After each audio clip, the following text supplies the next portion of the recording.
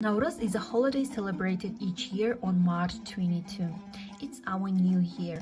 The Kazakhs were nomads. Nowruz was considered at the end of the cold winter season and the beginning of warm spring. People make a traditional dish which called Nowruz Kuzhe. Kazakhs put there 7, sometimes 9 ingredients. Kazakhs since eat enough Nowruz Kuzhe, the better and more sufficient their life may be in the coming year. Kazakhs gather at festive table with family. Relatives and neighbors visit each other, give presents, and wish each other Happy New Year. If people have had fights, they usually settle open on this day. Kazakhs play traditional games like Arkan Tartыс, Күрес, swimming on Altıbakan, and so on.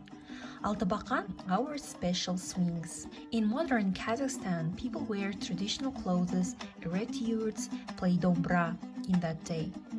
Dombra is a Kazakh's traditional instrument. Happy Nowruz, Happy New Year!